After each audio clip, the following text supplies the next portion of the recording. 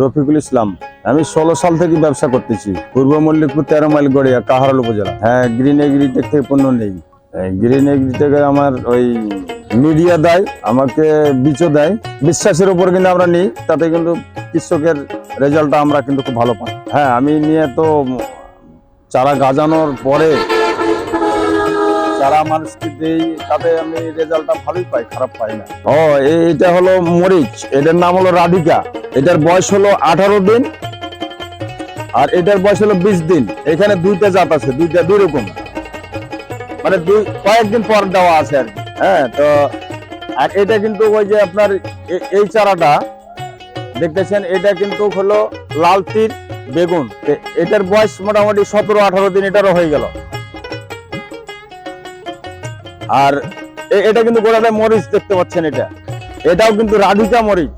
এই মরিচের জাতটা যদি আমরা পাবলিককে দিচ্ছি, কৃষককে, তাতে এটাতে কিন্তু রেজাল্টটা ভালো পাচ্ছি। সেটা হলো কি ভাইরাস মুক্ত, ভাইরাস কম ধরতেছে, গাছ কুকুরি হবে না।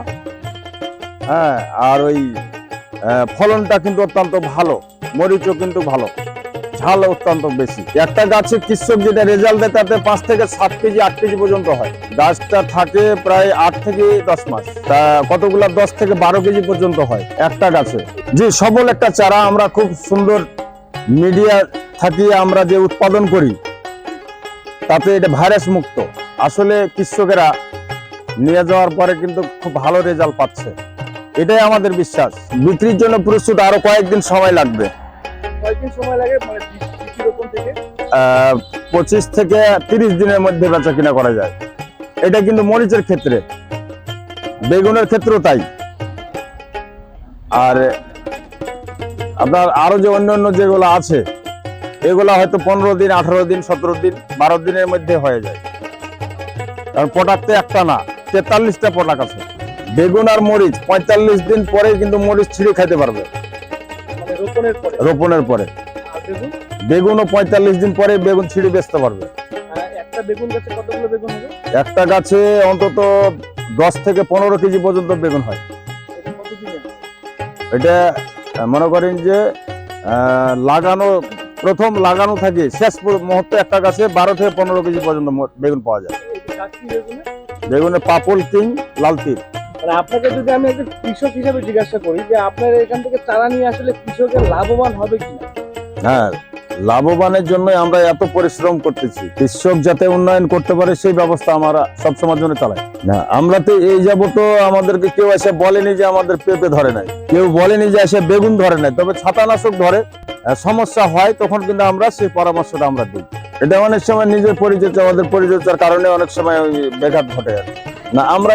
আমরা কোনো হেল্প তো আমাদের চাইনি। তবে আজ এবারকার কপি বিক্রি করতে যায় একজন বলছিল যে আমার কপি ফাটে গেছে, কি জন্য ফাটলো, তখন কিন্তু আমরা দেখতে গেলাম, তো ওনারা বীজ দিয়েছিল অত্যন্ত মানে কড়া বীজ, তার ক্ষেত্রে কিন্তু একটা ফাটে গেছে।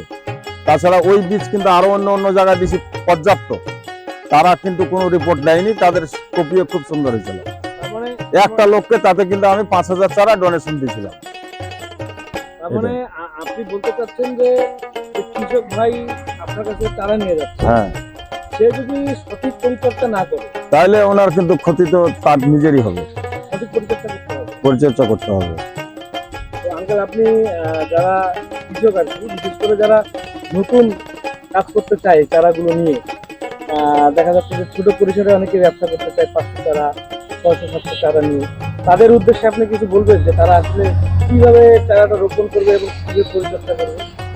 লাগানো থাকি মানে আপনার ফল ধরানো পর্যন্ত আমরা ট্রিটমেন্ট করতে থাকি, তো দিতেই থাকি, পরামর্শ দিতেই থাকি। তারা সবসময় পরিচর্যার মধ্যে রাখতে চায়। হ্যাঁ, পরিচর্যার মধ্যে রাখবে এবং লাগানোর সিস্টেম আছে। ঢালা মাটিতে হয়তো অনেক সব ফসলই লাগা যায় না, বেড করতে হয়, মালচিং দিতে হয়। তারপরে কীটনাশক ঠিক মতন সময় মতো দিতে হবে। এগুলা কিন্তু নিজে যে কৃষক, সে কিন্তু ওকে এই ব্যবস্থাটা অল টাইম ওকে রাখতে হবে। আপনি যখন তার বীজগুলো নিয়ে আসার পরে এই বীজ থেকে চারা, এই যে রোপণ চারা হয়ে গেছে 20 দিন, জি। এই বীজ থেকে চারাটা আপনারা রোপণ করেন কিভাবে, এই প্রসেসটা আমাদের কিছু না, এই বীজটা যখন আমরা ওই কোকো ফিটের মাধ্যমে যখন এই যে ট্রের মধ্যে যখন বীজটা দেই, তখন কিন্তু একটা একটা করে দেওয়ার লাগে। দেওয়ার পরে ওইটাকে আবার একটা খাল করিয়ে দেই। খাল করার পরে তখন আবার ওই খালটা বিচি দেওয়ার পরে আবার ঢাকি দেই। হ্যাঁ, যখন ঢাকি দেই, দেওয়ার পরে আমরা ওইটাকে ট্রেগুলাকে এক জায়গায় ঢিপ করিয়া মানে ওখানে বিচিটা গাজানো হয়। কয়দিন সময় লাগে? এটা কিন্তু কোনো বেলা 5 দিন লাগে, কোনো বেলা 4 দিন লাগে, কোনো বেলা 10 দিনও লাগে।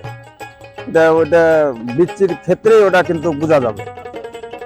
হ্যাঁ, তখন কিন্তু আমরা যখন দেখলাম যে 2-1টা গাজি গেছে, তখন কিন্তু আমরা রেগুলার সুন্দর এই বেটে বিছাই দিলাম। এই বিছিয়ে দেওয়ার পরে তখন আমরা ঠিক মতন কীটনাশক দিই, ঠিকভাবে আমরা পানি দিই, দিয়ে তখন ওই দিন থেকে আমরা তখন হিসাবে ফেলাই দিই যে এই চারাটা কতদিন পর্যন্ত পাবলিককে দিলে ওটা কিন্তু ফলনটা সঠিক পাবে। আর যদি সময় ওভার হয়ে যায় তখন কিন্তু আমরা ওই চারাটা পাবলিককে আমি দেই না। চারা বিক্রির একটা সময় আছে, সময় আছে, সময় যদি পার হয়ে যায় তাইলে ওই চারা আমি পাবলিককে দেই না, যেন ক্ষতি না হয়। গ্রিন এগ্রিটেকের সাথে থাকবেন। আশা করি যে আপনার মাধ্যমে, গ্রিন এগ্রিটেকের মাধ্যমে কিছু ভাইয়েরা অনেক সমৃদ্ধ হবে। ধন্যবাদ আপনাকে। ধন্যবাদ।